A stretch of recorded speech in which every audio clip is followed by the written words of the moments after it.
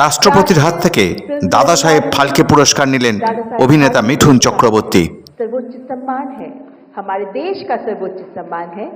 देवी और सज्जनों, और अब दादा साहेब फाल्के पुरस्कार ग्रहण करने के लिए मंच पर पधार रहे हैं श्री मिथुन चक्रवर्ती जी। करताल ध्वनि के साथ स्वागत करें पद्मश्री पद्म भूषण से सम्मानित हर दिल अजीम, सादगी भरा व्यक्तित्व, संतुलित गहरे भाव अभिव्यक्ति के साथ विलक्षण अभिनय प्रतिभा के धनी, डांसिंग सुपरस्टार रहे मिथुन दा।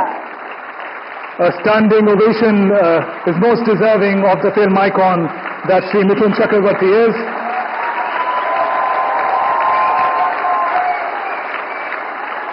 Being awarded for his never-say-die spirit, his superlative acting prowess, 5 decades of excellence in variety of genres and languages, realizing most importantly the dream of the common man rising above ordinary to reach unfathomable heights of stardom.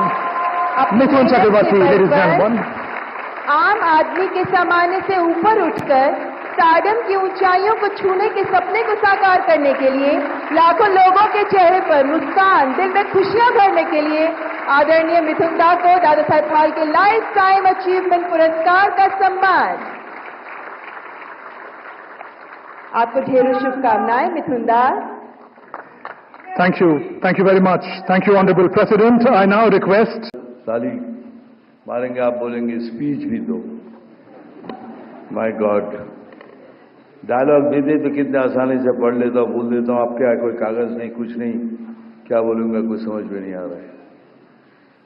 My respected president, my respected minister and all the best people, respected people on dais, respected people in the audience and my colleagues, बस इतना ही कहूँगा कि इस मंच पर मैं पहले 3 बार आ चुका हूँ आप लोगों की दुआ से।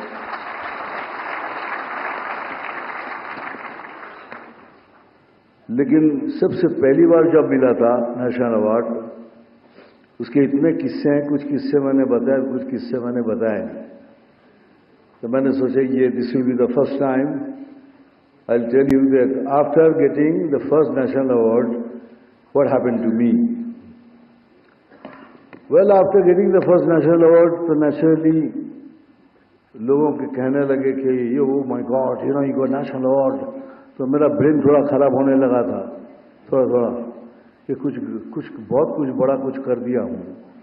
एनीवेज, उस समय फिर कहा गया बॉम्बे लैब था, तो वहाँ एक स्क्रीनिंग रखा गया कि जिसमें मैं गया, देखने के बाद अगर पसंद आए तो डिस्ट्रीब्यूट करेंगे।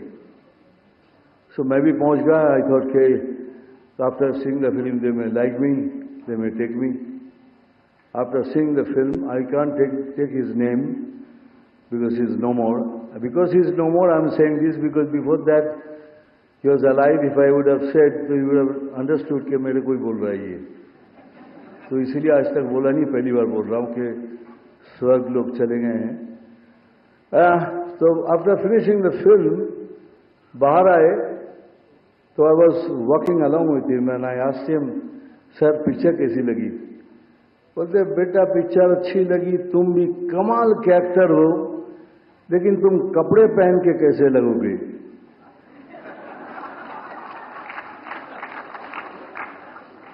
मैं 1 मिनट के लिए चौंक गया कि मैं उनके सामने बगैर कपड़े के खड़ा हूं।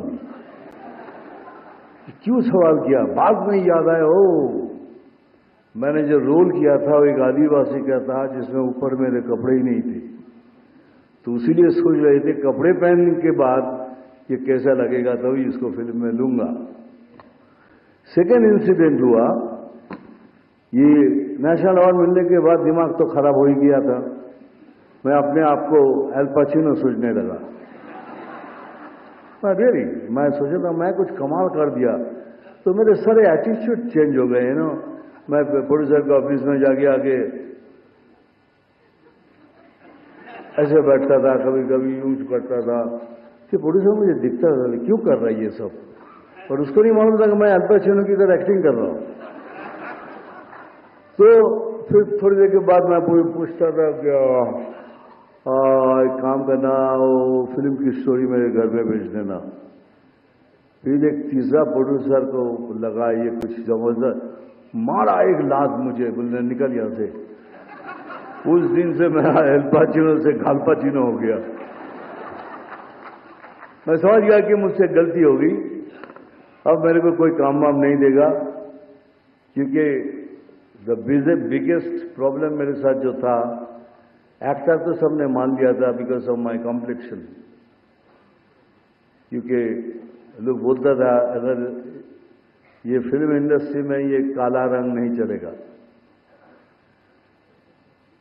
तो तुम क्या कर रहे हो इधर, तुम वापस जाओ। तो मैं रास्ते में जाता था, ये कालिया, जितने हो सके आप, यू कैन अंडरस्टैंड, अपमान जितना हो सके। तो मैं सोचने लगा मैं करूं क्या। मैं भगवान से पूछता था कि भगवान कि मेरा ये रंग तू चेंज नहीं कर सकता, लेकिन नहीं चेंज कर सकता था भगवान। तो मैं सोचने लगा करूं क्या। तो मैंने सोचा तो मैं तो डांस कर सकता हूं, तो मैं डांस कर सकता हूं, तो मैं ऐसा डांस करूं मेरे पैरों से, ताकि लोग मेरे पैरों को देखे, मेरे स्किन को ना देखे, मेरे कलर को ना देखे।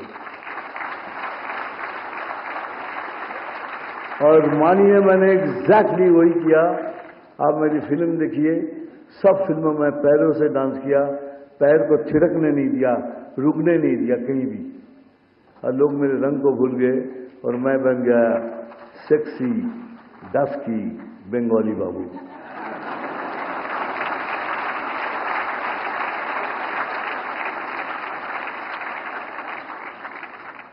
मैं बहुत शिकायत करता था भगवान से, बहुत, क्योंकि my life is not on platter. जो कुछ भी मुझे मिला है स्ट्रगल करके मिला है। I didn't get it just like that. तो मैं भगवान से कहता था तूने नाम दिया, शोहरत दी, फिर इतनी तकलीफ क्यों दे रहा है, हर चीज में क्यों तकलीफ। बहुत शिकायत करता था। तो एक दिन मैं ऐसे ही सोच रहा था कि शायद यही तरीका होगा, लेकिन नहीं, ऐसा तरीका नहीं था। आज ये अवार्ड मिलने के बाद मैं शिकायत करना छोड़ दिया।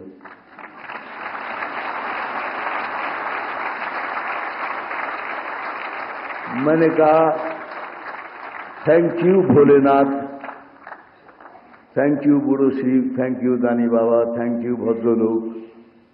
कलकत्ता में नीमतला से एक पुराना सा मंदिर है, जहाँ एक 10 फीट ऊंचा एक शिवलिंग है, जहाँ सीढ़ियों से चढ़ के जाके पानी देना पड़ता है। मैं कितने साल मुझे याद नहीं, मैं उनकी सेवा किया। तो उनको मैंने कहा थैंक यू, अब मैं शिकायत नहीं करूंगा, क्योंकि आपने मुझे सूद के साथ सब कुछ वापस कर दिया है।